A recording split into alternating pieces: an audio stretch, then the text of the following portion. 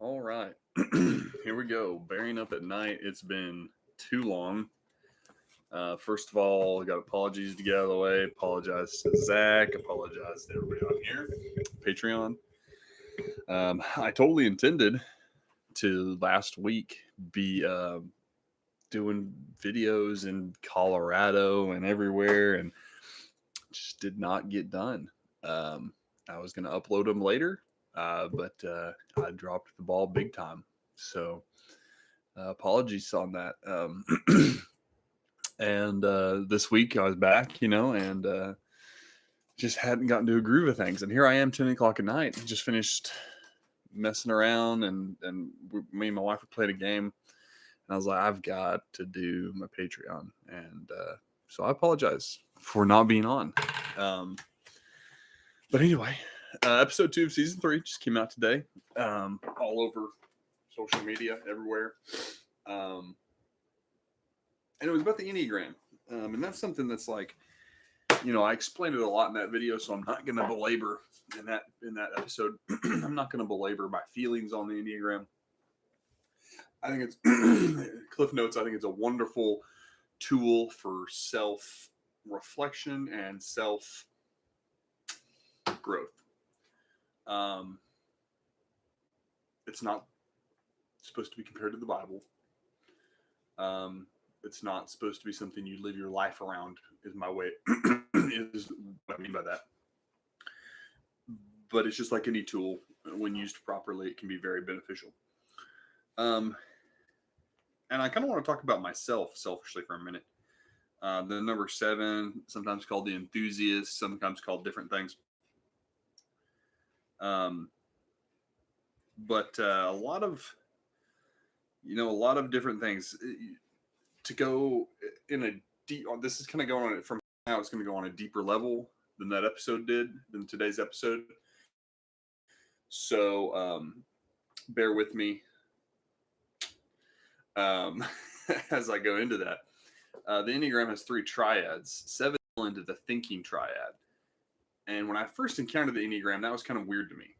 I was like, that doesn't make any sense. The most outgoing, the most flamboyant, maybe, of the numbers is in the thinking triad. That doesn't seem to line up. But the more I studied it, the more I realized that is how I am. That makes sense. The nature is this, and this is the book that I referenced in that book. This is about the most extensive book you can get on the Enneagram. Talking about number 7's, the nature of the potential problems begins with one of their strongest assets, their agile minds. And that's something I struggle with too. Let me back up. See, it's already happening. My ADHD is something I struggle with. And my mind is constantly flipping between different things. And I know ADHD is something that a lot of people who maybe are not number 7s struggle with, but I think it's more pronounced with that because my mind flips back and forth, and I have to watch this because I do this all the time with my wife. We'll be having a conversation, and I will finish what she's going to say in my head and respond before she's even done. Sometimes interrupting her, because my mind is just it doesn't stop. That's why 7s fall into the thinking triad. It's a constant battle, and I have to watch myself with that because assume what somebody's about to say, I'm wrong, and I'm like, oh, not as far as I thought it was. Anxiousness. Their minds race out of control, leading them into a widening circle of unfocused behaviors. And you may not relate to that at all. You may relate to that perfectly, but that's exactly how I feel about, my life sometimes. There's just unfocusedness because of how many things my mind is constantly firing on. For the number 7, though, my security number, and we touched on this very briefly in the episode. every number has a security and a stress. In times of stress, you get the negative traits. I have the negative traits of a 1, which is a perfectionist. So when I'm stressed out, I become very perfectionist, very like I have to do this exactly perfectly right, and that's true for me. That happens a lot when we're packing for trips. We just experienced that before Colorado. I got very stressed, and I was very like, we're not gonna be able to get this done. I was just trying to be perfectionist. I had to slow down. But in my security number is a 5, and I'm really proud of that. That I'm not a 5, first of all, because I know a lot of 5s that I don't get along with. But I'm proud, however, that that's my security, because when I'm comfortable in a situation and when I take my time and slow down and I'm not stressed, I'm not pressured, I allow myself the ability to think everything through and to really clearly see what's going on. And that may seem very elementary and simple to some people, but it's not for people who have the same mindset and personality that I do. And I don't know a whole lot more I want to say. I know I've already said a lot. This book goes so much deeper than I'm ready to do right now. It does for every chapter. I'll give you an example.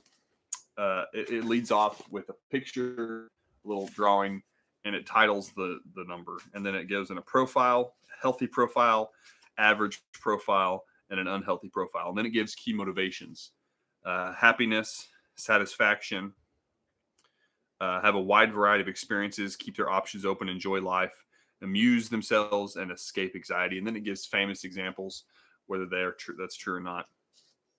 And then an overview, then the triad, then problems with anxiety and insecurity, which is part of the struggle with the 7. And then parental orientation. What are the tendencies I'm going to have as a parent? Where do I need to step up in, and where do I need to? And then analyzing a healthy 7, and then it gives, how many levels does it give? 3. So it gives 9 levels of health. And the point is, you read and you study, and if you find yourself in a position where I'm reading, this is level 9. This is the worst, the most unhealthy version of a 7.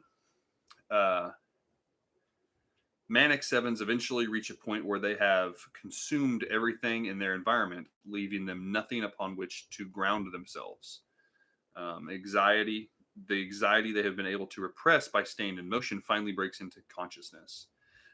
Skipping ahead, in times of panic such as these, 7s experience in their waking hours the kind of terror normal people experience momentarily in nightmares. So it gets pretty graphic and vivid. And it talks about the dynamics with 7s and other numbers, major subtypes. And see, it goes down into subtypes and wings and triads and stresses. And then final thoughts.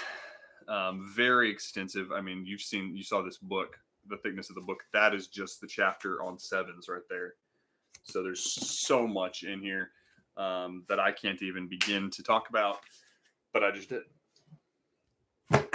And that's just on my mind today with that episode coming out. I've got a lot of stuff on my mind, though, and I'm writing all my notes down. So the next week to 2 weeks, I've got these little mini episodes planned out pretty good. And I've got more to say over that time. So hopefully you'll be able to tune in and watch some of those. Hopefully, if you missed it, you can go back and watch later.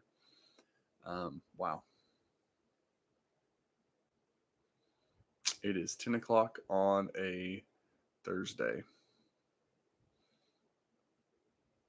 And I know 2 things right now. That my God is good, and that I'm tired. So I hope you have a good night and that you have a blessed weekend.